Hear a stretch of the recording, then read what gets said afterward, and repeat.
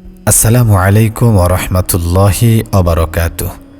প্রিয় ভাই ও বোনেরা, কখনো কি মনে হয়েছে এই দুনিয়ায় সবচেয়ে সৌভাগ্যবান নারী কে?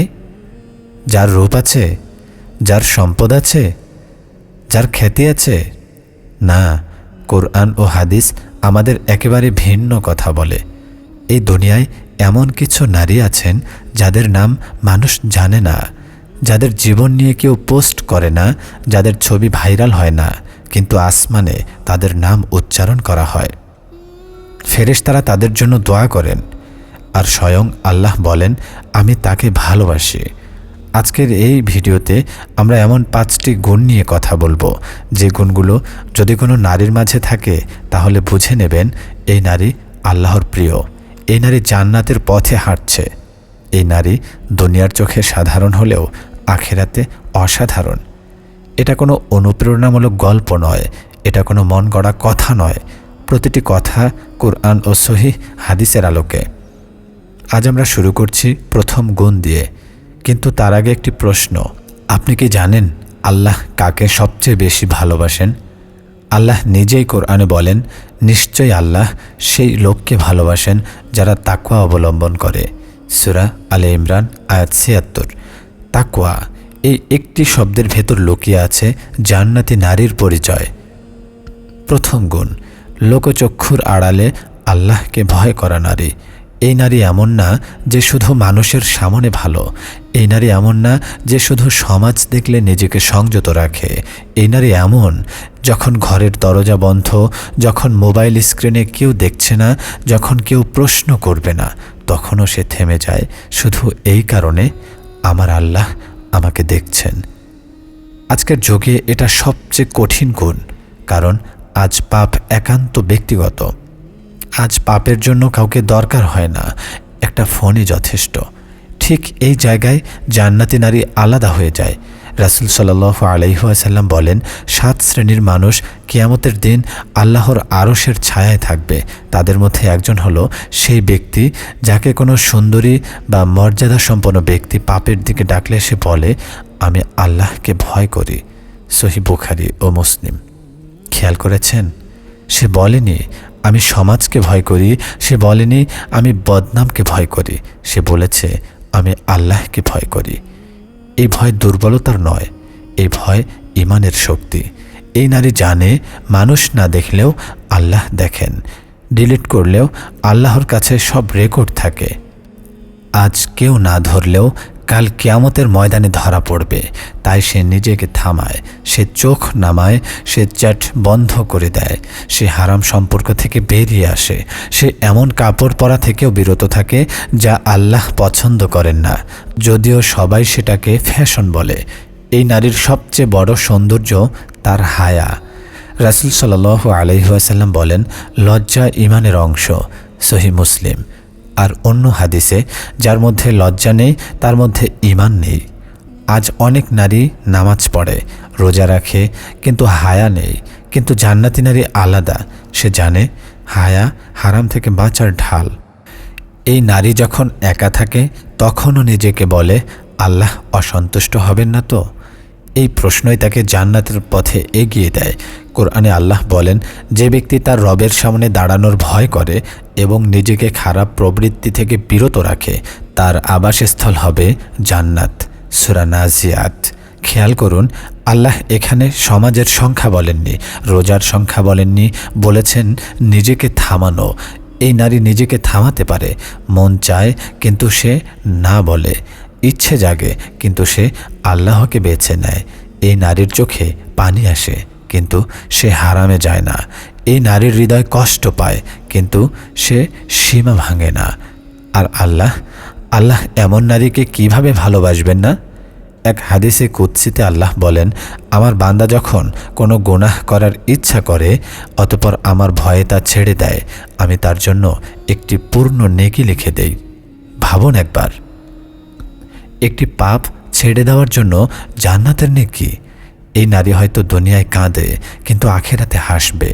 এই নারী হয়তো দুনিয়ায় নিজেকে সংযত রাখে কিন্তু জান্নাতে তাকে আর কিছু সংযত রাখতে হবে না, কারণ জান্নাত তার জন্যই তৈরি।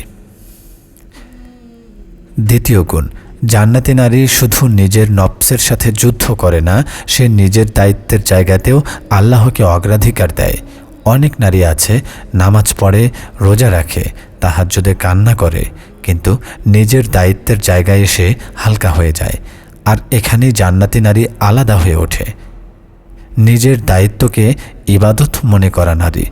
এই নারী জানে ইসলাম শুধু জায়নামাজে সীমাবদ্ধ না, ইসলাম শুধু মসজিদে সীমাবদ্ধ না, ইসলাম ঘরের ভেতরেও আছে, সম্পর্কের ভেতরেও আছে, দায়িত্বের ভেতরেও আছে। এই নারী যখন কন্যা, সে বাবার প্রতি দায়িত্বশীল। এই নারী যখন স্ত্রী, সে স্বামীর আমানত রক্ষা করে। এই নারী যখন মা, সে সন্তানের আখিরাত গঠনের চিন্তা করে। এই নারী বোঝে যে জায়গায় আল্লাহ আমাকে রেখেছেন সেখানে আমার জান্নাত লুকিয়ে থাকতে পারে। রাসূল সাল্লাল্লাহু আলাইহি ওয়াসাল্লাম বলেন, যখন কোনো নারী তার 5 ওয়াক্ত নামাজ আদায় করে, রমজানের রোজা রাখে, তার লজ্জাস্থান হেফাজত করে এবং তার স্বামীর আনুগত্য করে, তখন তাকে বলা হবে, তুমি জান্নাতের যে দরজা দিয়ে ইচ্ছা প্রবেশ করো। মুসনাদে আহমদ। এই হাদিস অনেকের কাছে কঠিন লাগে। অনেকে বলে, স্বামীর আনুগত্য কেন? কিন্তু জান্নাতি নারী বোঝে এটা দাসত্ব না, এটা দায়িত্ব। যেমন স্বামীর ওপর দায়িত্ব আছে স্ত্রীর ভরণ পোষণের, সম্মানের, নিরাপত্তার, তেমনি স্ত্রীর ওপর দায়িত্ব আছে সম্পর্কের শান্তি রক্ষা করার। এই নারী জানে, আমি যদি আমার দায়িত্বকে হালকা করি তাহলে আমার ইবাদতও অসম্পূর্ণ হয়ে যাবে। এই নারী স্বামীর সঙ্গে তর্কে জিতে যেতে চায় না, সে আল্লাহর কাছে জিতে যেতে চায়। সে জানে একটি কঠিন মুহূর্তে চুপ থাকা, একটি রাগ দমন করা, একটি অহংকার গিলে ফেলা, এগুলোও ইবাদত। রাসূল সাল্লাল্লাহু আলাইহি ওয়াসাল্লাম বলেন, তোমাদের মধ্যে উত্তম সে ব্যক্তি যে তার পরিবারের কাছে উত্তম। আর এই উত্তম হওয়ার ভার অনেক সময় নারীর ওপরেই বেশি পড়ে। এই নারী সবসময় নিখুঁত হয় না, সে ক্লান্ত হয়, সে কাঁদে। কখনো মনে হয় আমি একা কেন সব সামলাচ্ছি, কিন্তু তারপর সে মনে করে আল্লাহ দেখছেন। সে রান্নাঘরে দাঁড়িয়ে নিয়ত করে, ইয়া আল্লাহ, এটা শুধু রান্না না, এটা সদকা। সে সন্তানকে সময় দেয় শুধু পড়াশোনা শেখাতে না, আখিরাত শেখাতে। সে সন্তানকে শেখায় আল্লাহকে কিভাবে ডাকতে হয়, দোয়া কিভাবে করতে হয়, পাপ থেকে কিভাবে বাঁচতে হয়। এই নারী জানে একটি নেক সন্তান তার জন্য চলমান সদকা। রাসূল সাল্লাল্লাহু আলাইহি ওয়াসাল্লাম বলেন, মানুষ মারা গেলে তার সব আমল বন্ধ হয়ে যায়, তবে 3টি আমল ছাড়া, চলমান সদকা, উপকারী ইলম এবং নেক সন্তান যে তার জন্য দোয়া করে। সহিহ মুসলিম। এই নারী তাই সন্তানের হৃদয়ে আল্লাহকে বসিয়ে দেয়। সে শুধু দুনিয়ার সাফল্য চায় না, সে জান্নাত চায়। এই নারী পরিবারের গোপন কথা বাইরে বলে বেড়ায় না, সে স্বামীর দুর্বলতা ঢেকে রাখে। সে সম্পর্কের পর্দা রক্ষা করে, কারণ সে জানে আল্লাহ পর্দাশীলদের ভালোবাসেন। রাসূল সাল্লাল্লাহু আলাইহি ওয়াসাল্লাম বলেন, কিয়ামতের দিন আল্লাহর কাছে সবচেয়ে নিকৃষ্ট মর্যাদার ব্যক্তি হলো সেই পুরুষ বা নারী যে তার জীবনসঙ্গীর সাথে ঘনিষ্ঠ হওয়ার পর তার গোপন বিষয় প্রকাশ করে দেয়। সহিহ মুসলিম। এই নারী কখনো সোশ্যাল মিডিয়ায় নিজের সংসারের কষ্টের প্রদর্শনী করে না। সে জানে সব কান্নার জায়গা পাবলিক না, কিছু কান্না শুধু সিজদার জন্য। এই নারী ধৈর্য ধরে, আর ধৈর্য আল্লাহর কাছে কত প্রিয়। কুরআনে আল্লাহ বলেন, নিশ্চয়ই আল্লাহ ধৈর্যশীলদের ভালোবাসেন। সূরা আলে ইমরান। এই নারী যখন অবহেলিত হয় সে প্রতিশোধ নেয় না, সে আল্লাহর আদালতের জন্য অপেক্ষা করে। এই নারী যখন কম কৃতজ্ঞতা পায় সে অভিযোগে ডুবে যায় না, সে জানে আল্লাহ সব দেখছেন, সব লিখছেন। এই নারী তার দায়িত্বকে বোঝা মনে করে না, সে এটাকে সেতু মনে করে যা তাকে জান্নাতের দিকে নিয়ে যাচ্ছে। হয়তো এই নারীকে কেউ বাহবা দেয় না, হয়তো কেউ বলে না তুমি কত ভালো স্ত্রী, তুমি কত ভালো মা, কিন্তু আসমানে ফেরেশতারা সাক্ষী থাকে। আর আল্লাহ যখন কাউকে ভালোবাসেন তখন মানুষের স্বীকৃতি আর প্রয়োজন হয় না। এই নারী জানে আজ আমি দায়িত্ব পালন করছি, কাল আল্লাহ আমাকে পুরস্কার দেবেন। আজ আমি চুপ আছি, কাল আল্লাহ আমার পক্ষে কথা বলবেন। আজ আমি নিজেকে দমন করছি, কাল জান্নাতে আমার কোনো সীমা থাকবে না। এই হলো জান্নাতি নারীর দ্বিতীয় গুণ। তৃতীয় গুণ, জান্নাতি নারী শুধু নিজের পাপ থেকে বাঁচে না, সে নিজের অন্তরকেও পরিষ্কার রাখে। অনেক নারী আছে বাহ্যিকভাবে খুব দিনদার, নামাজ ঠিক, পর্দা ঠিক, আমল ঠিক, কিন্তু ভেতরে জমে থাকে হিংসা, অহংকার, বিদ্বেষ, অভিযোগ। আর আল্লাহ দেখেন বাহির না, আল্লাহ দেখেন অন্তর। রাসূল সাল্লাল্লাহু আলাইহি ওয়াসাল্লাম বলেন, নিশ্চয়ই আল্লাহ তোমাদের চেহারা ও সম্পদের দিকে তাকান না, তিনি তাকান তোমাদের অন্তর ও আমলের দিকে। সহিহ মুসলিম। এখানে জান্নাতি নারী আলাদা হয়ে যায়। তৃতীয় গুণ, পরিষ্কার অন্তরের নারী যে ক্ষমা করতে জানে। এই নারী কষ্ট পায়, এই নারী অবহেলিত হয়, এই নারী অন্যায়ের শিকার হয়, কিন্তু সে নিজের অন্তরকে বিষাক্ত হতে দেয় না। সে জানে অন্যের পাপ নিজের হৃদয়ে জমা রাখলে সেই পাপের আগুনেই আগে নিজেই পড়তে হয়। এই নারী কাউকে কষ্ট দিলে সহজে ক্ষমা চায়, আর কেউ তাকে কষ্ট দিলে সে ক্ষমা করে দিতে চেষ্টা করে না। এটা দুর্বলতা না, এটা ঈমানের শক্তি। কোরআনে আল্লাহ বলেন, যারা রাগ সংবরণ করে এবং মানুষকে ক্ষমা করে, আল্লাহ সেই সৎকর্মশীলদের ভালোবাসেন। সূরা আলে ইমরান। খেয়াল করুন, আল্লাহ ভালোবাসার ঘোষণা দিয়েছেন কাদের জন্য? যারা ক্ষমা করে। এই নারী রাগ পায়, কিন্তু সে রাগকে সিদ্ধান্ত নিতে দেয় না। এই নারী অপমানিত হয়, কিন্তু সে প্রতিশোধে ছুটে যায় না। সে জানে আমার প্রতিশোধ নেওয়ার দরকার নেই, আমার আল্লাহ আছেন। এই নারী গীবত করে না, সে জানে কারো অনুপস্থিতিতে তার কথা বলা মানে নিজের নেকি তাকে উপহার দেওয়া। রাসূল সাল্লাল্লাহু আলাইহি ওয়াসাল্লাম বলেন, তোমরা কি জানো গীবত কি? সাহাবারা বললেন, আল্লাহ ও তার রাসূলই ভালো জানেন। তিনি বললেন, তোমার ভাই সম্পর্কে এমন কিছু বলা যা সে অপছন্দ করে। সহিহ মুসলিম। এই নারী তাই নিজের জিহ্বাকে সংযত রাখে। সে জানে একটি বাক্য জান্নাতে নিয়ে যেতে পারে, একটি বাক্য জাহান্নামেও নিয়ে যেতে পারে। এই নারী অন্য নারীদের নিয়ে তুলনা করে না। সে কারো রিজিক দেখে জ্বলে না, সে কারো সুখ দেখে কষ্ট পায় না। কারণ সে জানে রিজিক আল্লাহ দেন, সম্মান আল্লাহ দেন, উঠানো নামানো আল্লাহর হাতে। কোরআনে আল্লাহ বলেন, আমি যাকে ইচ্ছা রিজিক বাড়িয়ে দিই, যাকে ইচ্ছা কমিয়ে দিই। এই নারী সন্তুষ্ট থাকতে শেখে। সে কমে খুশি হয়, সে অপেক্ষা করতে জানে, সে দোয়ার ওপর ভরসা রাখে। এই নারী অভিযোগ কম করে, সিজদা বেশি করে। এই নারী জানে মানুষের কাছে অভিযোগ করলে সম্মান কমে, আল্লাহর কাছে অভিযোগ করলে মর্যাদা বাড়ে। হযরত ইয়াকুব আলাইহিস সালাম বলেছিলেন, আমি আমার দুঃখ ও কষ্টের অভিযোগ শুধু আল্লাহর কাছেই পেশ করি। সূরা ইউসুফ। এই নারী এই আয়াত নিজের জীবনে ধারণ করে। সে মানুষকে সব বলে না, সে আল্লাহকে সব বলে। এই নারী কারো সফলতা দেখে বলে মাশা আল্লাহ, কারণ সে জানে হিংসা নেকি খেয়ে ফেলে, যেমন আগুন কাঠ খেয়ে ফেলে। এই নারী নিজের অন্তরকে নিয়মিত পরিষ্কার করে, ইস্তিগফারের মাধ্যমে, দোয়ার মাধ্যমে, ক্ষমার মাধ্যমে।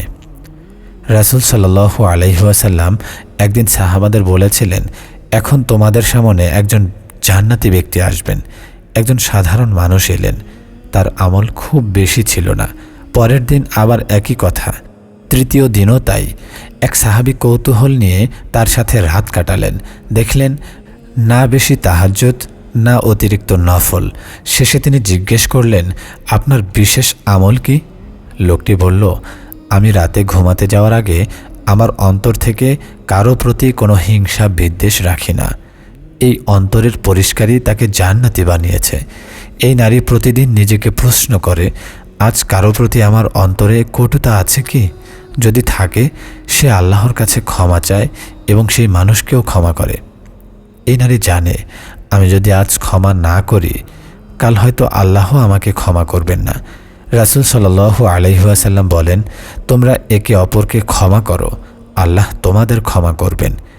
এই নারী তাই ক্ষমার পথে হাঁটে। হয়তো সে বারবার আঘাত পায়, হয়তো সে বারবার ঠকে যায়, কিন্তু সে জানে আমি মানুষকে ক্ষমা করছি আল্লাহর জন্য, মানুষের জন্য না। এই নারী শান্ত, তার চোখে হিংসার আগুন নেই, তার কথায় বিষ নেই। আর এই শান্ত অন্তরই জান্নাতের সুগন্ধ বহন করে। এই হলো জান্নাতি নারীর তৃতীয় গুণ।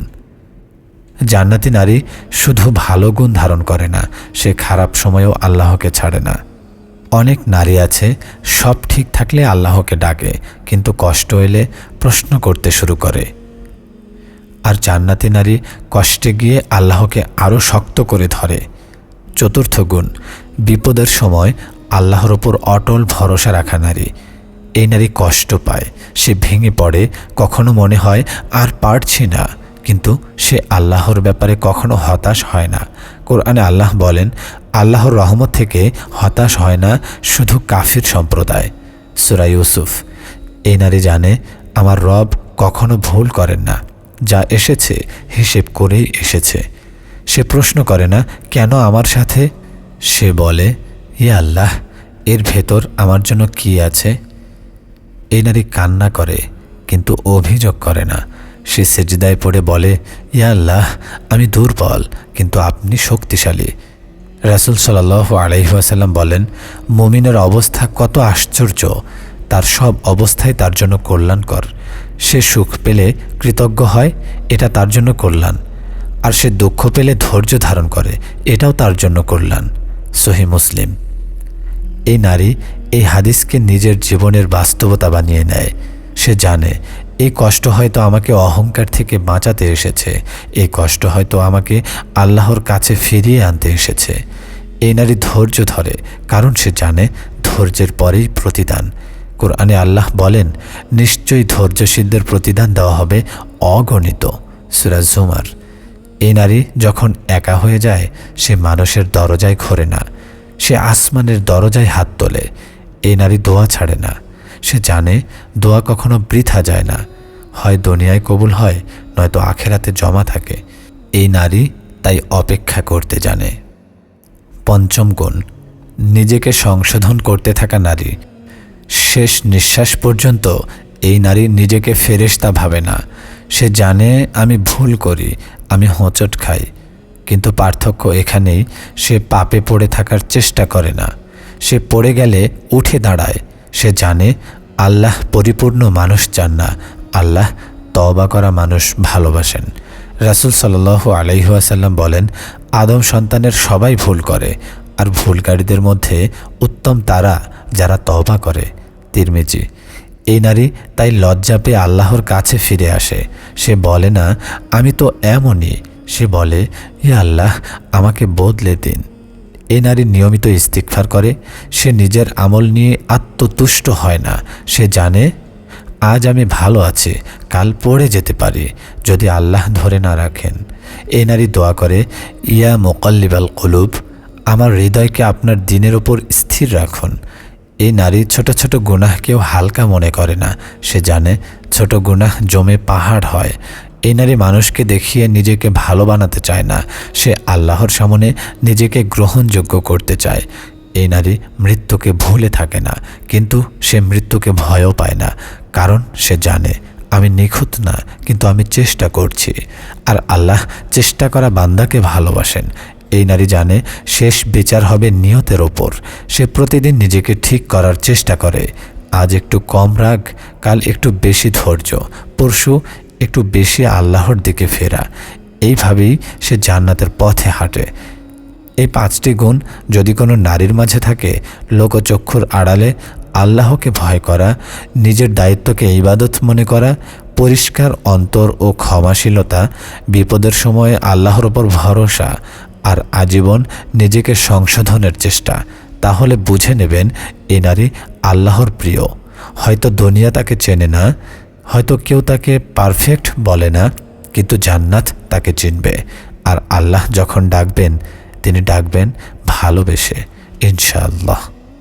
এই পাঁচটি গুণ যদি কোনো নারীর মাঝে থাকে, লোকচক্ষুর আড়ালে আল্লাহকে ভয় করা, নিজের দায়িত্বকে ইবাদত মনে করা, পরিষ্কার অন্তর ও ক্ষমাশীলতা, বিপদের সময়ে আল্লাহর ওপর ভরসা, আর আজীবন নিজেকে সংশোধনের চেষ্টা, তাহলে বুঝে নেবেন এই নারী আল্লাহর প্রিয়। হয়তো দুনিয়া তাকে চেনে না, হয়তো কেউ তাকে পারফেক্ট বলে না, কিন্তু জান্নাত তাকে চিনবে। আর আল্লাহ যখন ডাকবেন, তিনি ডাকবেন ভালোবেসে, ইনশাআল্লাহ। এই পাঁচটি গুণ যদি কোনো নারীর মাঝে থাকে, লোকচক্ষুর আড়ালে আল্লাহকে ভয় করা, নিজের দায়িত্বকে ইবাদত মনে করা, পরিষ্কার অন্তর ও ক্ষমাশীলতা, বিপদের সময় আল্লাহর ওপর ভরসা আর আজীবন নিজেকে সংশোধনের চেষ্টা, তাহলে বুঝে নেবেন এ নারী আল্লাহর প্রিয়। হয়তো দুনিয়া তাকে চেনে না, হয়তো কেউ তাকে পারফেক্ট বলে না, কিন্তু জান্নাত তাকে চিনবে। আর আল্লাহ যখন ডাকবেন, তিনি ডাকবেন ভালোবেসে, ইনশাআল্লাহ।